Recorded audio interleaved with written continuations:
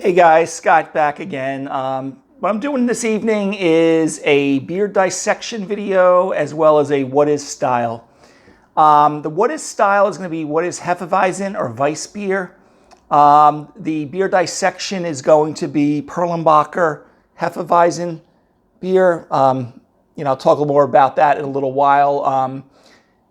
There's other brands that I would particularly choose over this, but I wanted to kind of do a beer dissection. It is a beer from Lidl, but it is from Germany, or in Eastern France they also make it. So the what is style is Hefeweizen. Now, Hefeweizen means, well, Hefe means yeast, Weizen means wheat. So hence, this is going to be a wheat beer. You will also see in the store as Weissbier, Weiss being the German word for white and white beer, because this beer is going to be using roughly 60 to 75% wheat in the grist.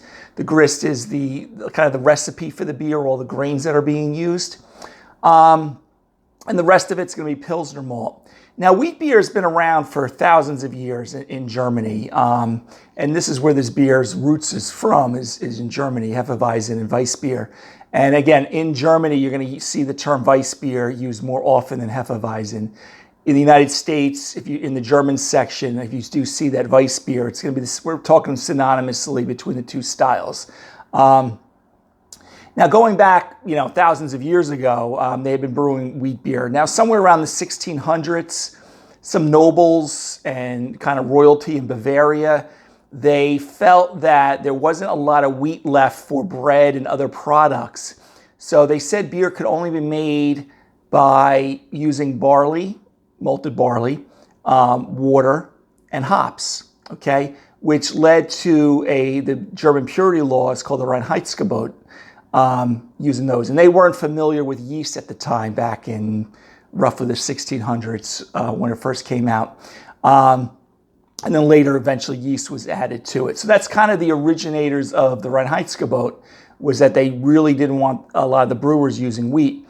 But the royals or the nobles of Bavaria were able to brew with wheat. And eventually, fast forwarding to roughly, I'm kind of giving you some abbreviated version here, I believe it was in the 1700s, Schneider Weiss, I think it was George Schneider, was given the rights to brew wheat beer.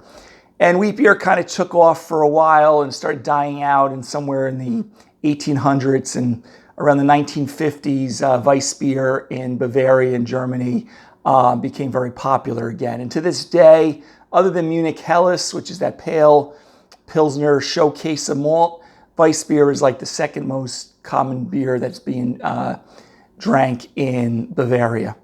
Okay, now what would you expect with a Hefeweizen? A few things. One is obviously there's wheat. There's 60, 70% wheat. So it's going to be a highly carbonated, it's going to have kind of a bready wheat, slightly, maybe a slight like kind of bread crust kind of flavor to it. But, doughy. It's going to have some floral, maybe slight citrus hop flavor and aroma. But one of the big distinguishing things is that this is the original hazy beer. So you're going to see the beer be hazy. And it's really due to the yeast and the wheat. The wheat's going to have a lot more protein in it. It's going to cause it to be hazy. And the special yeast that's used for a true, authentic German Hefeweizen, other than some of the other hop aromas I just told you about, is a yeast will produce two components. One is what they call 4-vinyl guaiacol. It kind of gives a clove-like smell and aroma, and isoamyl acetate, which kind of gives you that banana smell and aroma, okay, which is different than American wheat beer, like your, what am I thinking, a Blue Moon and things like that. If you would smell like an overripe banana, that's kind of what the banana flavor and aroma smells like in an authentic German Hefeweizen, and that's the distinguishing characteristics of the beer. So if you open up one you haven't had in a while, and you smell like kind of a banana, clove, it's because of the yeast characters specifically for it. American wheat beers don't typically use that yeast. unless they announce it. And so you're not going to get that clove and banana. And again, this will be a hazy beer. It's usually about 4.3 to 5.6% alcohol, about 18 to 30 IBUs, International Bitterness Units. So it's, you know, a very effervescent, usually served pretty cold on the colder side of things. But again, that clove banana character is pretty, as well as the wheat character, since most of it's being used wheat. Some commercial brands, Weissbier, that brewery is the oldest brewery in the world. I think 1040 AD is when they first started, or whatever they call it now. It's not used AD anymore. Was a good variety. Hofbrauhaus. What's the other one? I think it's Andex is another. Excuse me. Is a still a monastery to this day, not a Trappist monastery, but a monastery that brews it also. So if you see Weissbier, if you want a German authentic style, or if you see Hefeweizen, that's what you're looking for. So again, wheat beer, the original cloudy beer, isoamyl acetate for the banana, for vinyl guaiacol for the clove characteristics of this beer, and of course that doughy wheat bread, white bread kind of flavor that you'll get with this. It's typically bottle conditioned, and this one's bottle conditioned, and there will be a yeast sediment at the bottom.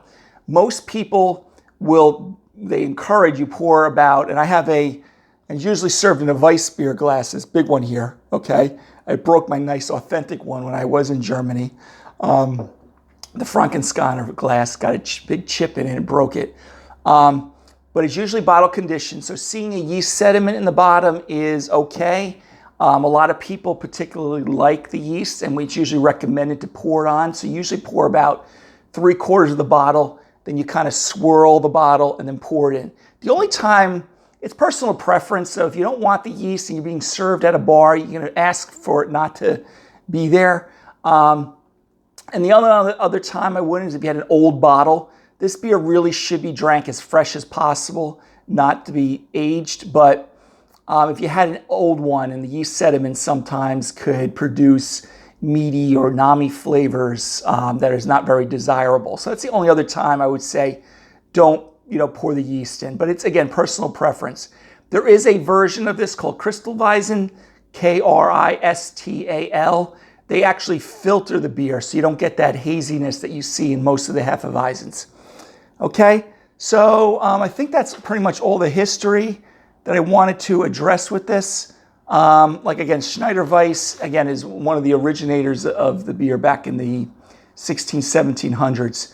But again, Weissbier or white beer, think of wit for wit beer in Belgium, wit being white in Flemish. Weiss, so you got Weissbier, you got Hefeweizen, Hefe meaning yeast, Weizen meaning wheat. So you kind of get a little bit of history about what we're talking about when we see this beer. But it's become one of my favorite styles of beer also, especially when I was in Germany for a triathlon. It seemed like that's all you drank over there. Okay, so what I want to do is talk about this beer, this Perlenbacher Hefeweizen beer. Okay, I said earlier, this beer is actually out of Lidl, and I've had this once before, and I know before you tune away, you're like, oh, Lidl beer. It's actually a pretty good beer for the style. Now, there's a lot better out there that I told you, Weissbier, Index, Hofbrauhaus, and there's a few others out there. So I wouldn't use this and going to claim, even after I drink this, that this is going to be the standout. But it has the characteristic clove, isoamyl acetate with the banana in it. So, and it's a pretty economical beer to grab. And it's served in like these 16-ounce bottles. Okay? So anyway, and Perlenbacher is brewed in Germany. I think they do also brew some of it in eastern France also. So let's pour this bad boy out. Okay.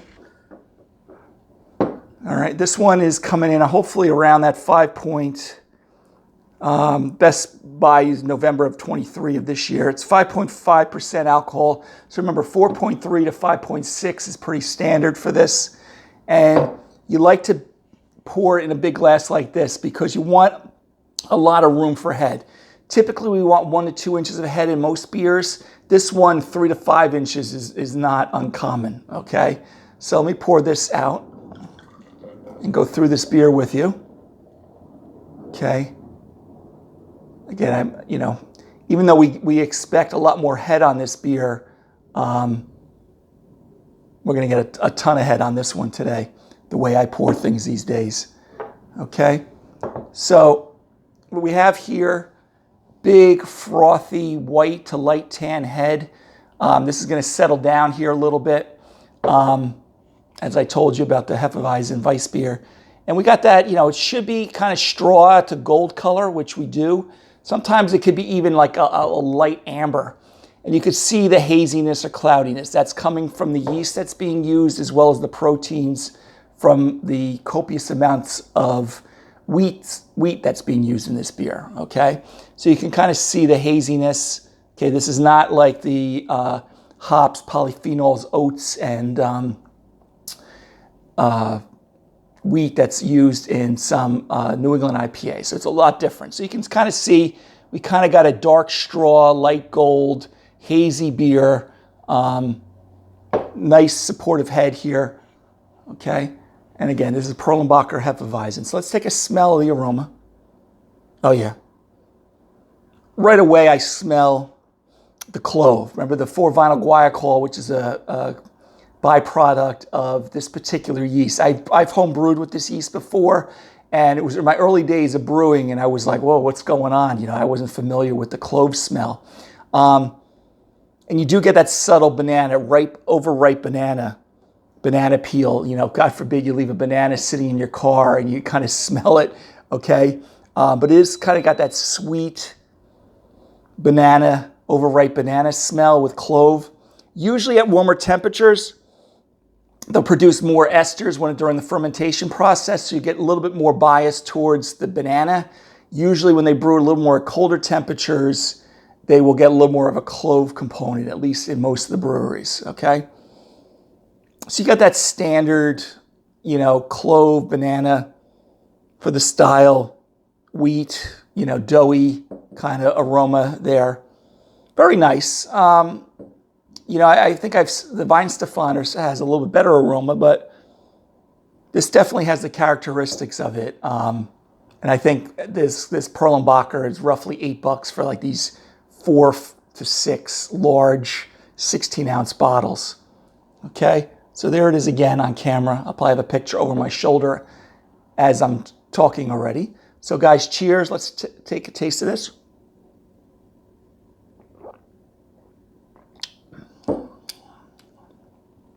So immediately you get that nice high carbonation. I usually serve this a little bit colder than some of my other beers. You still get that clove transferring over into the flavor, and that ripe banana, wheat bread, doughy, sweet malt character. Now this beer, to be a little critical, doesn't pop like a Weihenstephaner or a Hofbrauhaus Weissbier, but it definitely does pretty good for being a beer produced probably from some contractor for Lidl. No alcoholic warmth, which you wouldn't expect at roughly 5.5%. The only other criticism is, on the aftertaste, I kind of get a little bit of I'm not going to say cardboard, it's not necessarily oxidized, but kind of this bold tang that you'll get on the back end of it. But you still get the clove and the banana. So, I mean, you are getting the typical, characteristics for this style, the Hefeweizen style.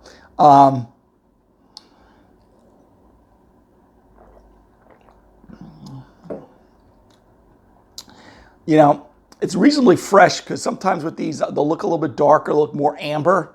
And you get like a little bit of a malt shift, which I'm not getting here. So I'm actually pleasantly surprised with this. I haven't had this in a long time. When I do these reviews on these channels, I don't always just buy like the top of the line of the beer prototypical for the particular style, like a Weihenstephan, or like I said, Hofbrauhaus, Index, if I'm pronouncing that properly. But it's really not, it's pretty good. But again, you get that overripe banana clove from the isoamyl acetate, vinyl guaiacol, components from the yeast, which you would not get in a, say, a Blue Moon American wheat beer. Okay, so if you're looking for, if you don't like that particular style, that's why some people may not like Hefeweizen, because it's not as popular in the States, but it is a great style of beer to try. But sometimes they don't like that banana clove in their beer, notes, from the yeast. If I was grading this beer, I give it a C+. There's definitely better German examples of this. I'm sure some microbreweries are brewing it also.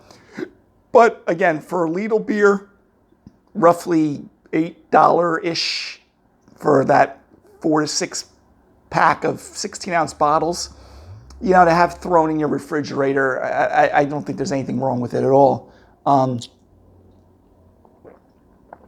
make no mistake, there are other more authentic German styles that will outperform this particular beer. But if you wanted to try it and, without having to, break the bank, then I would definitely go for it. Matching with things like this, nice pork dishes, typical German fare, bratwurst, veal dishes. You can even have the Käsespätzle, probably even like their version of mac and cheese this would wash it down very nicely. So anyway, guys, a little bit about Hefeweizen or Weissbier. If you're buying it at your store, it's the same style. Weissbier and Hefeweizen, you're going to get the clove, the banana, and things like that. And don't turn it off if that doesn't sound appealing to you. Try it at least once if you haven't had it before. And make sure you get a fresh bottle.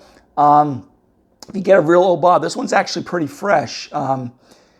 But if you get an old bottle, you're going to lose a lot of those components. And I've had it oxidized before, and it's not very pleasant.